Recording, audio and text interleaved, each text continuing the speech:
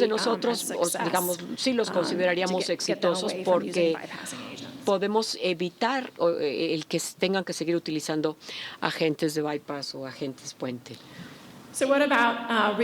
¿Qué pasa con las recaídas? Después de que ya lograste un paciente exitosamente tolerante, hay que seguirlo monitoreando para ver si recurre el inhibidor. El 8% de los que recaen ocurre durante el primer año, 22.5% a los 5 años. Después de 5 años, la recaída es poco frecuente, aunque sí ha habido reportes de que puede haber recaídas hasta después de 7 y 15 años. Y buscamos los factores de riesgo de recaídas después de una vigilancia y no encontramos que podían haber no apego a la profilaxis, recurrencia del riesgo, recurrencia del inhibidor, que podría ocurrir, digamos, no en el primer año, sino en un periodo todavía mayor. Lo que sí encontramos es que la recuperación de menos de 85% sí era un factor de riesgo de recaída, o sea que la vigilancia deberá de continuar. Y si quieren un título de inhibición o de inhibidor después de un lavado decente, o sea, se hace el lavado y se mide el nivel cada 6 meses y indefinidamente. Ahora, con respecto a la hemofilia B, la hemofilia B es un poco más difícil porque no solo es más rara y entonces hay menos investigación y menos reportes, sino que también hay un componente alérgico que puede ocurrir en el inicio del inhibidor. No ocurre en todos los pacientes, pero pues sí puede dificultar las cosas en términos del tratamiento con ICI. Esas reacciones alérgicas pueden ocurrir y volverse más difíciles con la exposición repetitiva al antibiótico que se pueden dar altos niveles de anticuerpos. Entonces, muchas veces el éxito de ITI es bajo, de solo 31% con hemofilia B. Incluso se dice que la terapia de inmunosupresión y la modificación inmune es mayor. Se dice entonces que habría que considerar rituximab, micofenolato, inmunoglobulina G para estos pacientes con hemofilia B. Y hay falta de datos en realidad todavía sobre el uso de este producto y opciones del producto para este grupo. Bueno, con esto les agradezco mucho. Espero haber podido comunicarles que la prevención efectiva del sangrado es posible. Emacizumab nos ha ido ayudando para tratamiento de sangrados. Tenemos los agentes puente y se pueden evitar APCCs en el ambiente de emicizumab. Yo diría que casi cualquier paciente que no esté utilizando ITI activamente debería de utilizar emicizumab como estándar de atención. La erradicación del inhibidor sigue siendo muy importante y se la logra a través de la inducción de tolerancia inmunológica. ¿Cómo se hace? Bueno, al cabo del tiempo, siguiendo las indicaciones que ya mencionamos, y nuevamente les agradezco a todos su tiempo y su atención. Y bueno, nuevamente le vamos a pedir al doctor Jorge Di Paola que nos haga ahora presentar el tema de reto en el diagnóstico de enfermedad de von Willebrand. Bueno, vamos a hablar entonces de la enfermedad de von Willebrand. No voy a hablar de tratamiento, es más que nada sobre el diagnóstico, que es un tema siempre clave para los hematólogos tratando de entender qué es esta enfermedad. Esta enfermedad no es una enfermedad tan quizás bien definida como la hemofilia y por eso tenemos tantos problemas de diagnosticarla y vamos a hablar de eso en estos próximos 20 minutos. Este es el doctor von Willebrand. Este no era pediatra como Glanzmann, era un doctor de medicina interna. Y este es el lugar, lo que se llama Alan Islands, en el Golfo de Botnia, donde hubo una familia. El rumor dice que el doctor von Willebrand necesitaba tenure en la universidad y necesitaba un buen paper como para sacar eso. Y bueno, y escuchó de esta familia. Y eventualmente fue y estudió esta familia por unos 6 años. Y estudió toda esta familia. Y este es el paper que publicó en finlandés, en realidad al principio. Y este es ahora tenemos programas de computadoras, ¿no?, que hacen estos familogramas, pero esto es lo que él lo dibujó, y los que están afectados son todos los que tienen los círculos o los cuadrados que están oscuros.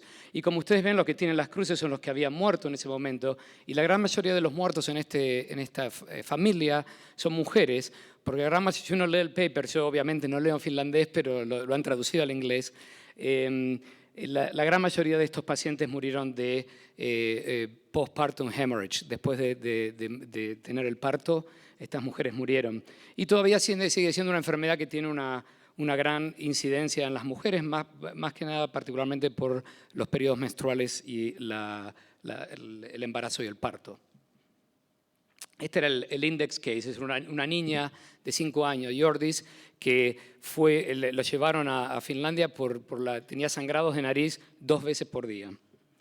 Y eventualmente falleció también de postpartum hemorrhage. Entonces, el problema de la enfermedad de von Willebrand es que si uno tiene que definir una enfermedad, uno define que la enfermedad de von Willebrand tiene sangrado mucocutáneo generalmente y bajos levels del factor de von Willebrand. Y todo lo que esté en el medio, entonces, es lo que vamos a definir como enfermedad de von Willebrand. Pero el problema, y lo vamos a hablar al final de la charla, es que hay mucha gente en la población general que tiene sangrado mucocutáneo, pero no tiene enfermedad, no tiene valores bajos del factor de von Willebrand. Y hay gente, como vamos a ver, que por diferentes motivos tiene bajos valores del factor de von Willebrand o borderline, están cerca de los normales, pero no tienen sangrado. Entonces, ¿cuál es el problema con el sangrado? Si ustedes ven, yo no creo que se fijen en toda esta, pero esta es una descripción de los diferentes tipos de enfermedad de von Willebrand con el porcentaje de los pacientes que tienen cada uno de estos síntomas y todos con una media de todos los pacientes, y estos son los controles normales. Y si bien los pacientes con enfermedad de von Willebrand, obviamente los que tienen enfermedad tipo 3, tienen mucho más sangrado que los otros, ustedes ven que hay la razón por la que pongo esta tabla es porque el sangrado en la población general, y estos son pacientes que no tienen enfermedad de von Willebrand, que son pacientes controles normales, el sangrado o el sangrado leve en la población general es bastante común. Todos tenemos un tío o una tía que dice yo tengo hematomas o tengo sangrado de nariz y nadie puede diagnosticarles qué es lo que tienen. Entonces, esto es importante de recordar y por eso hace unos 15, 20 años el ISTH y muchas de estas organizaciones han tratado de empezar a ver si podemos cuantificar el sangrado un poco mejor. Este es otro paper que también muestra, acá tienen 4 o 5 diferentes estudios y el porcentaje de pacientes con enfermedad de von Willebrand que tienen estos síntomas, y acá tienen los diferentes síntomas. Y como ustedes ven, y no puedo ver desde aquí, pero les puedo decir que la gran mayoría de los síntomas es en las mujeres con la menorragia, o sea, el sangrado excesivo en la menstruación, los hematomas, el sangrado después de una extracción de muelas, y el sangrado de postpartum son los que están más representados en general en todos los pacientes, si uno toma todos los pacientes con enfermedad de von Willebrand. Entonces, como les dije antes, desde el año 2005, desde el primer cuestionario, lo que se llama una herramienta para entender el sangrado, o Bleeding Assessment Tool, desde el primer cuestionario que fue publicado por Rodeghiero y Tosetto en Vicenza, en la ciudad de Vicenza, han habido muchísimos cuestionarios que han tratado de mejorar eso y de mejorar el cuestionario o tratar de hacerlo más complejo o más simple o para pediatría. Y lo que ustedes ven es que si uno va a aumentar, a medida que uno aumenta el score, a medida que uno aumenta el score, la posibilidad de tener enfermedad de von Willebrand es más alta, que no es un descubrimiento así sorpresivo, pero que es claro.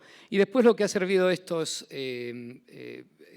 cuestionarios para diagnosticar esta enfermedad desde el punto de vista del sangrado es que han puesto preguntas en el cuestionario que uno le dan un porcentaje negativo. Por ejemplo, si dicen usted alguna vez tuvo una cirugía y no le dieron nada para el sangrado, eso sería un -1. Entonces, lo que se llama el negative predictive value, o el valor de predicción negativo, es bastante alto. O sea, si alguien viene a su clínica y ustedes hacen este cuestionario y es -1, -2, es casi imposible de que esa persona tenga un trastorno del sangrado. O sea, para mí esto es lo que ha sido lo mejor en cuanto a estos cuestionarios. Es para entender que, obviamente, a medida que uno tiene más sangrado, la posibilidad de tener von Willebrand es más alto, que no es sorpresivo, como decía antes, pero lo más importante es que uno puede descartar los que no tienen un trastorno del sangrado por estas preguntas que tienen un valor negativo. Todavía estos cuestionarios no han podido, de ninguna manera, decir si dos pacientes que sangran, si uno sangra más que el otro, es muy difícil de diagnosticar eso. Y después aquí están los cuestionarios, más que nada obviamente no pretendo que lean todo esto, pero esto es generalmente lo que preguntan estos cuestionarios. Y como yo dije antes si los valores normales en males, generalmente en hombres o en niños, es mayores de 3, y los valores anormales es mayores de 5 en mujeres y más de 2 en niños. ¿Cuáles son las perlas de este cuestionario? Es que solamente ha sido validado para la enfermedad de von Willebrand. Y yo no les mostré durante mi charla de los trastornos plaquetarios, pero uno no puede diferenciar entre von Willebrand y trastornos plaquetarios. Es decir, todos tienen un score alto, pero no hay ninguna diferencia, son muy similares. No han sido consistentes, y hay muy buenos papers en esto, en predecir futuro sangrado.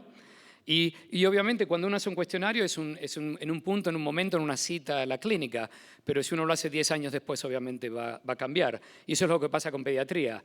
Si uno hace un cuestionario a una niña con enfermedad de von Willebrand a los 8 años, sí, puede tener a lo mejor un poco de sangrados de nariz y demás, pero el cuestionario va a ser muy diferente después de la